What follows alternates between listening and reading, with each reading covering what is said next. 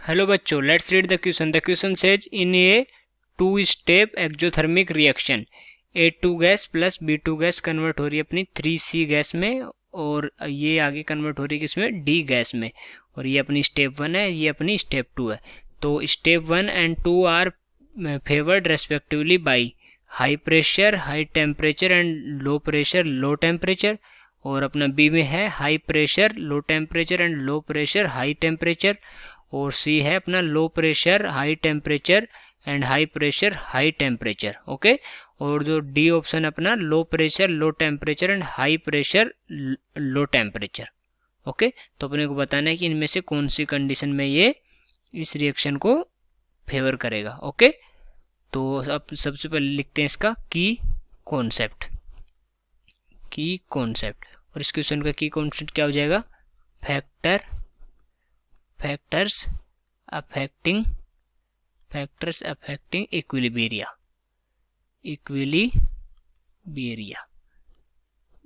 तो ये हो जाएगा अपना की कॉन्सेप्ट इसका। ठीक है, अब देखते हैं अपनी ये रिएक्शन क्या है।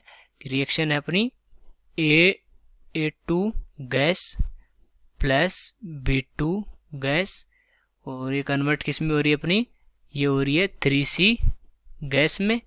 और आगे ये स्टेप 2 में क्या हो रहा है, स्टेप 2 में हो रहा है ये 3C गैस किस में कन्वर्ट हो रही है, D गैस में।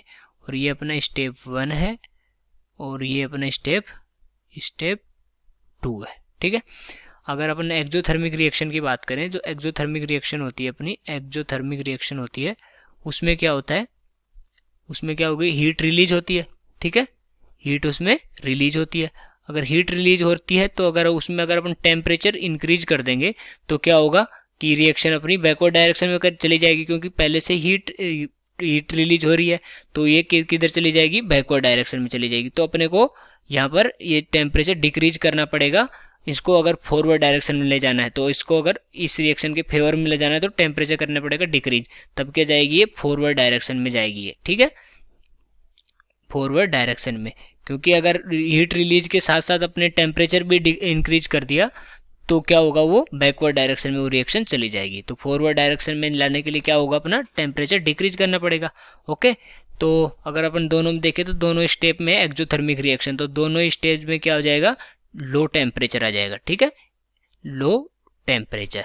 तो टेम्परेचर की कंडीशन में क्या है, ऐसे ही अगर अपन प्रेशर इंक्रीज करते हैं, अपन जब प्रेशर इंक्रीज करते हैं तो कब क्या होता है, रिएक्शन किस साइड में शिफ्ट करेगी, जहाँ नंबर ऑफ मोल्स, और नंबर ऑफ मोल्स किसके, ये गैसेस के, number of mole for gaseous. ठीक है, उसके जो नंबर ऑफ मोल्स अगर कम होंगे ना, कम होंगे जिस साइड में, उस साइड में रिएक्शन शिफ्ट करेगी।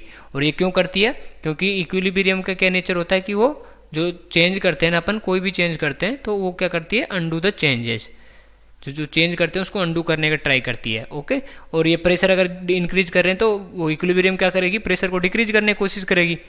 और अगर डिक्रीज करने की कोशिश करेगी तो जो नंबर ऑफ मोल्स की जो कम है उस साइड में क्यों शिफ्ट करेगा, उस साइड में इसलिए शिफ्ट करेगा क्योंकि नंबर ऑफ मोल्स कम है। इसका क्या मतलब हुआ कि लेस मॉलिक्यूल है गैसेज के, और लेस मॉलिक्यूल है, अगर लेस मॉलिक्यूल है तो वो जो कंटेनर है उसकी साइड्स पे जो कोलाइडल प्रेशर होता है, कि अगर जो कोलाइड कर रहे हैं उसकी वजह से जो प्रेशर क्रिएट होगा वो क्या हो जाएगा, वो कम होगा।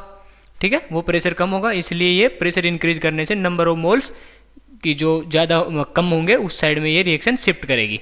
और अगर इसी तरह अगर देखें तो जो नंबर ऑफ मोल जो प्रेशर है अपना, प्रेशर अगर डिक्रीज करते हैं तो जो नंबर ऑफ मोल्स हैं, नंबर ऑफ मोल्स अगर जिस साइड में ज़्यादा होंगे उस साइड में ये रिएक्शन अपनी शिफ्ट कर जाएगी। तो अपन देखना चाहें, और ये सब कौन से प्रिंसिपल के अकॉर्डिंग है, ली चैटेलियर प्रिंसिपल, जो अपना ली चैटेलियर प्रिंसिपल है उसके अकॉर्डिंग। ठीक है, ली चैटेलियर्स प्रिंसिपल। और अगर लास्ट में अपन देखना चाहें कि जो अपनी स्टेप 1 स्टेप 2 में है उसमें कौन सा प्रेशर इंक्रीज करना पड़ेगा या डिक्रीज करना पड़ेगा, तो स्टेप 1 में क्या है, 1 मोल है, 1 मोल है, यहाँ पर 3 मोल है, और यहाँ कितने है, 1 मोल है। तो यहाँ पर प्रोडक्ट की साइड में कितने, 3 मोल है, तो मतलब इस प्रोडक्ट साइड में मोल ज़्यादा है यहाँ पर, क्योंकि 2 मोल है यहाँ 3 है, तो प्रोडक्ट साइड में ज़्यादा है। प्रोडक्ट की साइड में ज़्यादा मोल है तो अपने को प्रेशर क्या करना पड़ेगा, लो रखना पड़ेगा, डिक्रीज करना पड़ेगा। जब ही अपनी रिएक्शन फॉरवर्ड डायरेक्शन में जाएगी तो फर्स्ट स्टेप में क्या हो जाएगा, प्रेशर लो हो जाएगा, ठीक है।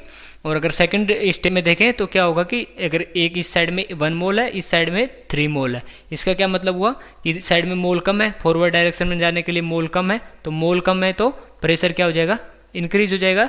मतलब अपने इंक्रीज करेंगे तब अपनी ये किस डायरेक्शन में आएगी, जब आएगी फॉरवर्ड डायरेक्शन में, अगर प्रेशर इंक्रीज करेंगे तब, ठीक है। तो जो सेकंड स्टेप में क्या हो गया, प्रेशर हाई हो गया। तो अगर यहाँ से देखना चाहें अपन इसकी जो मतलब लिस्ट बनाएं कि low temperature for both condition, and जो फर्स्ट कंडीशन है उसमें क्या आ जाएगा अपना लो प्रेशर, और फर्स्ट कंडीशन मतलब फर्स्ट स्टेप, ठीक है। और जो फर्स्ट सेकंड स्टेप है उसमें क्या आ जाएगा अपना हाई प्रेशर, ओके। तो ये इस कंडीशन के हिसाब से अपन देखते हैं कि कौन सा ऑप्शन करेक्ट बैठ रहा है अपना, low pressure, low temperature and high pressure, low temperature. तो जो लो प्रेशर है फर्स्ट स्टेप में, लो टेम्परेचर है, ठीक है, और हाई प्रेशर है सेकंड स्टेप में, लो टेम्परेचर। तो ये ऑप्शन क्या हो जाएगा अपना करेक्ट ऑप्शन हो जाएगा, तो डी ऑप्शन करेक्ट हो जाएगा, ठीक है। I hope you understood it well, best of luck.